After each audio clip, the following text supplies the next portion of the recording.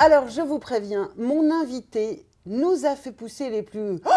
Oh, mais non, c'est pas possible que nous ayons dit devant nos écrans de télévision.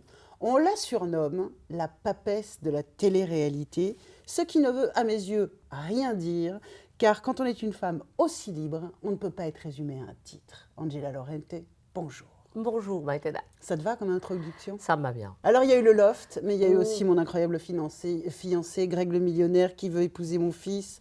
Qui veut épouser mon fils? L'île de la tentation, Koh Lanta, tout ça, c'est toi. Tu t'es bien marrée, dis donc. Hein? Je me suis très bien marrée. Honnêtement, j'ai dit toujours, oh là là, qu'est-ce que j'ai fait comme connerie? Parce que je parle toujours comme ça. Mais en fait, oui, je me suis marrée parce que moi, je venais de travailler avec Mireille Dumas. Et en fait, je suis arrivée avec un bagage qui était dur parce que j'avais travaillé sur la violence conjugale, l'extrême pauvreté, la drogue. Enfin, bon, j'avais travaillé sur des thèmes très, très lourds avec Mireille pendant 8 ans. Et donc là, ça a été la légèreté, les choses politiquement incorrectes. Je me suis amusée. J'aime bien choquer. Honnêtement, j'aime bien choquer. Alors pourquoi Donc, ça vient d'où? Attends. voilà. Ça vient d'où? J'aime bien choquer parce qu'il faut se fiche du. Parce que je vous rappelle à toutes et tous, le loft, c'était la télé poubelle, c'était la honte, c'était pas possible, c'était trash, c'était le fond de la tasse, quoi. D'où ça vient cette liberté de s'en fiche de ce que les autres pensent? Bah, je pense que je suis barcelonaise, espagnole, et j'étais dans une liberté de vie, en fait. Et plus tard, j'étais aussi dans la movida espagnole qui était à Madrid. Et Ce où, mouvement magnifique où tout devait exulter. Exactement. J'ai bien cassé les codes. J'ai travaillé aussi à Radio Nova, au début de Radio Nova.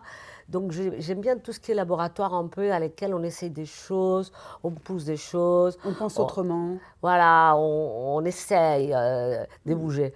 Et puis, quand on bouge les lignes, ben, il y a toujours ceux qui aiment, ceux qui n'aiment pas. Il y a les détracteurs. Et moi, ça m'amuse, les détracteurs, parce que quand il y a beaucoup de détracteurs, je me dis, c'est que ça cartonne. La télé-réalité en France, pour moi, ça a été comme le punk dans les musiques, comme les dadas dans la peinture. Et donc, sur la télé-réalité, c'était un peu, c'est une nouvelle télé, on va faire une captation différente, on va filmer tout le temps et c'est une expérience. Au début, c'était une expérience sociologique. Hein. Bien sûr. En tout cas, c'est ce qui, moi, ça m'a pris, l'expérience sociologique. C'est ça que tu as vu dans le concept Ah Big Brother? Et en fait, le fait d'être filmé comme ça, 24 heures sur 24, et d'après faire 40 minutes de ça, sans pas d'interview pratiquement, rien, et juste, ils vivaient leur vie, nous, on faisait un show.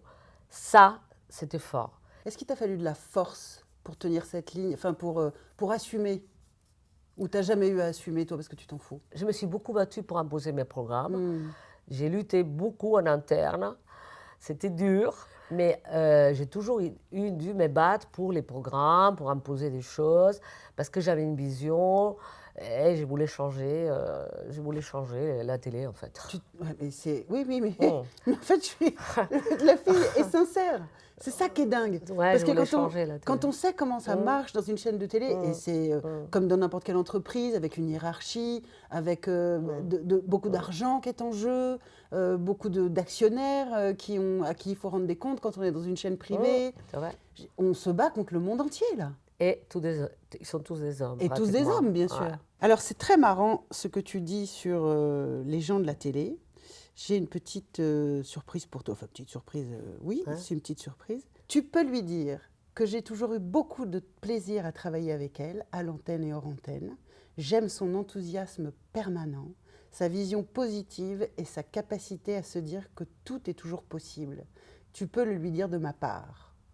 Et puis tu l'embrasses. Il faut que je devine qui c'est. TV. TV? Thomas Valentin. Oh. Ça me fait énormément plaisir parce que je te dis, mais sincère, Thomas, on a eu de longues conversations pendant les lofts. Il venait et il était dans mon bureau. Et c'est quelqu'un d'extrêmement humain. Et on avait des conversations, il s'intéressait aux candidats, comme ils allaient psychologiquement, etc. etc. C'est quelqu'un qui a été à mes côtés et il sait très bien l'histoire du loft parce qu'on l'a vécu ensemble en fait. La télévision, bien sûr, c'est une émission qu'on produit, quelque chose qu'on met à l'antenne pour plaire au public, mais c'est surtout et d'abord des gens qui font quelque chose et des gens qui vont vers d'autres gens parce que la télévision, ça ne se fait pas sans les êtres humains. Et c'est vraiment ça le fond de commerce de la télévision. Complètement. C'est l'intérêt et le goût pour les autres. Et C'est ça que tu as les fait, goûts, toi. oui. Parce que, en fait, quand j'étais petite, je vais te dire un truc, mais c'est vrai. Quand j'étais petite, il y avait un grand restaurant à une hauteur de l'aéroport. Et donc, on allait voir les avions décoller. Et pour aller dans cet endroit, il y avait des immenses immeubles avec plein de lumières et tout ça. Et je me rappelle que je disais, qu'est-ce qui doit se passer dans chaque fenêtre? Euh, et donc, ça m'intéressait d'un point de vue, mais pas d'un point de vue voyeur, je vois, mais je savais qu'il y avait des histoires différentes, Des des gens vies. qui vivaient des choses différentes, et j'avais envie de les connaître et de raconter ces histoires. Donc, je pense que c'est un peu la vie qui m'a amenée à la télé. Ton métier, c'était quoi exactement? J'ai envie de comprendre les autres et qu'on les comprenne aussi.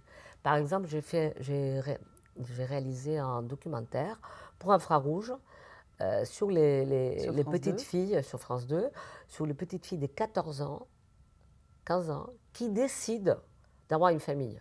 Pas parce qu'elles tombent enceintes non, non, qui décident d'avoir une famille.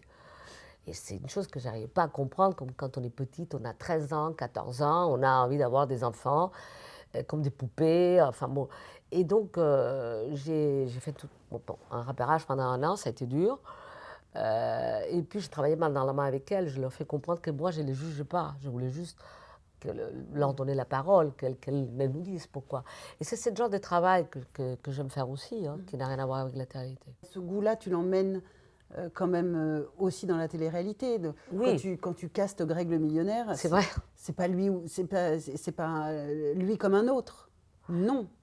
Ben, toutes les personnes que soit j'ai réalisées, soit j'ai produit, j'ai eu un coup de foudre avec eux. Ouais. Et je les ai soutenus jusqu'au bout. J'ai un pacte moral, je les aime vraiment en fait. C'est tout court, mais c'est une histoire d'amour en fait. À partir du moment où je mets quelqu'un dans la lumière, je l'aime et je vais le défendre. C'est un peu un contrat moral. Là. Surtout les lofters, ils avaient 20 ans quand même. C'est marrant que tu dises ça. C'est marrant que tu dises ce mot contrat moral parce que la polémique, elle était vraiment autour de. Et c'est d'ailleurs toujours la question sur la télé-réalité. On utilise les gens pour faire de l'antenne et on les utilise en fait. Il n'y a pas de contrat moral. C'est marrant. Hein. C'est un contrat moral du fait que. Comment t'expliquer ça? D'abord, ils arrivaient, surtout les premiers, les lofters, ils n'étaient pas là pour être connus, ni célèbres, ni rien du tout. Ils ne savaient pas. Ils voulaient vivre une expérience. Et au début, je ne savais même pas qu'ils allaient être enfermés. On a dû leur dire voilà, est-ce que vous êtes d'accord, vous allez être enfermés, vous allez voir ni vos pères ni vos mères, vous n'allez pas avoir des nouvelles de l'extérieur, 24 heures sur 24 filmés pendant 2 mois et demi. Donc, quand ils ont été enfermés, ils avaient 20 ans. C'était des bébés. Et là, l'enfermement fait que tu régresses un peu. Et donc, du coup, c'est pour ça qu'elle m'appelait maman. Parce que je m'occupais d'eux, je faisais qu'ils soient bien, etc., etc. Donc, tant que tes candidats ou les personnes avec lesquelles tu filmes, etc., ils ne sont pas bien. Le programme, il n'est pas bien. Le programme n'est pas bien. Alors, on peut se dire que c'est très amusant, etc. Mais tu as dû aussi gérer des trucs, des sacrés trucs. Greg le millionnaire, tu le tasses, tu commences. Et la veille du prime, vous découvrez qu'il a un casier judiciaire. Incroyable. Hein. Pour la petite histoire, on n'arrivait pas à les trouver. C'est-à-dire, on trouvait des garçons, mais on n'arrivait pas à trouver celui qui avait ça. Et finalement, on fait un casting sauvage. Et donc, un matin, j'arrive au bureau et je vois un mec mitouflé, comme ça, je le vois. Et j'ai dit, bon, il est pas mal. Donc, je regarde, je vois son screen test, qui est un jargon de télé-réalité, c'est les essais. C'est les essais. Et là, le mec, je dis, mais vous êtes fous, c'est le mec. Et pourquoi tu dis ça? Alors, ma chef de projet, elle me dit, Angela, t'es folle, jamais la vie, je ferai cette émission avec lui. J'ai dit, vous vous rendez pas compte, c'est lui. Parce qu'il correspondait, justement, il avait l'air d'un mec sympa, généreux, comme ça. Et en plus, on disait, mon Dieu, j'ai dit, on basire à chaque moment. On ne va pas les croire, on ne va pas les croire. Donc les téléspectateurs, ils vont être derrière ça, ils vont dire ah non, mais on ne va pas les croire, on ne va pas les croire. Donc il était l'essence même de la philosophie du programme qui était mentir. En plus, il aimait mentir.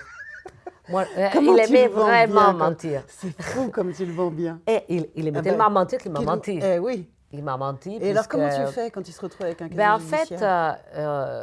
à la fin de l'histoire, on a tourné. Et donc, on a tourné Ibiza avec lui, etc. Et il est tombé amoureux. Ça a fait un carton, hein? Ça fait un énorme carton. Il est tombé vraiment amoureux d'une fille. Et au moment final, tout le monde disait la fille va lui dire non. Ouais. Tout le monde disait non, la fille lui dira non, Malika il lui dira non et tout. Et moi, il m'a fait la peine. Et je suis allée déjeuner avec lui.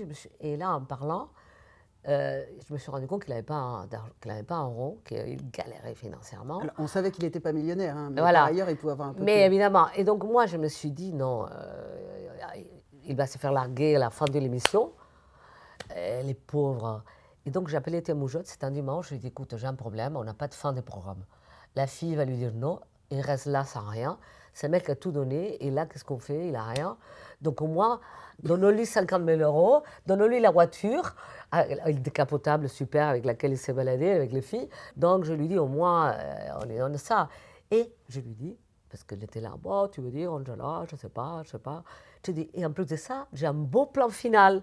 Il part tout seul, au loin, comme dans les films américains. Avec sa voiture. Et finit carton. Et il me dit, bon, d'accord et tout. Donc, finalement, on a fait ça, sauf que Malika, elle a dit oui. Contre toute attente, elle a dit oui. Ils ont resté ensemble pendant un an. Hein. Ouais. Et donc, ils sont partis avec la voiture. Donc, j'avais une fin géniale. Donc, Mais je suis sûre que vous y croyez pas, mais je vous assure que c'est comme ça, la télévision. Ben oui. C'est ça, la télé, souvent, c'est ben, ça. c'est ça. Et donc, C'est du coup, dingue. lui, il était tellement touché qu'un jour avant, l'émission qu'il devait, c'est-à-dire on avait déjà monté, et là, il a eu une rebord de conscience, il m'a appelé. Il m'a dit, écoute, Angela, il faut que je te dise quelque chose. Tu as été très clean, mais moi, je n'ai pas été clean avec toi. Waouh. Et là, je me suis dit, mais qu'est-ce que tu as fait? Est-ce que tu as un enfant caché comme Loana? Je ne sais pas. Bien sûr. Et là, il m'a dit, ben non, j'étais en prison. J'ai dit, quoi? Tu étais en prison? Je dis, mais tu as roulé un vélo? Tu as fait quoi? Et il m'a dit, non, j'étais dealer, j'ai pris 5 ans. Et là... C'est le héros des primes de TF1. Voilà. La télévision, la plus grande chaîne Ouais. d'Europe. On ne peut pas mettre quelqu'un qui a un casier judiciaire à Voilà. l'antenne à 20h30. Et donc là, j'ai failli mourir. Elle m'a dit, je ne pensais pas que tu étais comme ça, tu es clean, j'ai honte, je ne veux pas cet argent. Et donc voilà, là, évidemment, ça a été les branle-bas des combats et tout ça, c'était à cette période-là. Et puis, très intelligemment, Moujotte et toute l'équipe de TF1 de l'époque, ils ont dit, mais finalement, attends, il n'y a pas de double peine en France, il a le droit d'être trouvé l'amour. Il a été jugé, Pourquoi il a quelqu'un puni, qui a été en fait. jugé, qui a payé sa peine, ne peut pas rencontrer l'amour? Et donc, on en a fait de la com, double passe dans Paris Match. C'est aussi ça, la télévision. La prison m'a mis dans les droits chemins. Voilà. C'est bon ou pas? Et c'est... Mais en fait, ils ont raison. Tu es la papesse de la télé-réalité, c'est tout, c'est sûr. C'est incroyable. Ouais, oui. Ah, c'est incroyable. C'est quoi les limites de la télé-réalité? Qu'est-ce qu'il ne faut pas faire? Ben, j'avais envie de dire chaque producteur a ses limites. Moi, il y a des choses que je n'aurais pas fait jamais de ma vie. Comme? Bon, les Espagnols, ils ont fait des choses. Par exemple, il y a eu un loft espagnol où il y a eu une fille qui avait bu et il y a des attouchements qui se sont produits. Les producteurs lui ont montré, enfin bon, please. Non, non, la télé-réalité est intéressante quand il y a de la réalité, qui utilise les temps. C'est vrai qu'il peut se passer plein de choses, tu les gères, mais ça t'oblige à avoir une tête, une éthique. C'est un fil qui est très tendu. Est-ce que tu dirais aujourd'hui, tu as quel âge aujourd'hui? Aujourd'hui, j'ai 65 ans. 65 ans. Ouais. Est-ce que tu dirais que tu as eu la vie professionnelle que tu imaginais? Bah, je suis sincère avec toi, j'imaginais pas cette vie-là. Je voulais écrire, moi. Je voulais écrire. Ça, je pense que c'est ce que je voulais. C'est pour ça que j'ai fait des études de littérature et tout. Et aussi être prof, bref, je voulais faire beaucoup de choses. Mais je me suis laissée porter par la vie. En fait, ce qui m'intéressait, c'est les autres. Donc, je commençais parce que j'écrivais à écrire un peu pour Actuel, à écrire pour des journaux espagnols. Je suis arrivée à la radio, de la radio à la télé. Voilà, donc la vie, elle a décidé pour moi. La vie que tu as eue, elle t'étonne, elle te plaît, elle te satisfait, elle te fournit des regrets. Il y a des choses que tu aurais aimé faire autrement ou pas du tout. J'aurais aimé faire autrement des choses avec ma fille, par exemple. Ouais. Parce que ma fille, justement, quand j'ai fait les lofts, elle avait 16 ans. Mhm. C'est un âge difficile. Et donc, moi, j'étais à droite, à gauche. Ça a été très, très. Dévorant. Pendant 3 mois, ça a été Ouais. très dévorant. Et donc, du coup, moi, je me disais que je ne peux pas mettre une nounou parce que je l'ai élevée tout seul. Bon, elle était décédée. Donc, je l'ai élevée tout seul depuis l'âge de 10 ans. Et en fait, je pense qu'à un moment donné, je me suis dit, oui, on se parle tellement, il y a tellement de communication. euh, et je pense qu'elle a mal vécu ces moments où je dormais presque au loft, je m'occupais de lofter qui avait 20 ans. Je pense que je ferai les choses autrement. Et c'est grâce à elle que je fais la carrière que j'ai fait aussi. Parce que j'étais seule avec elle.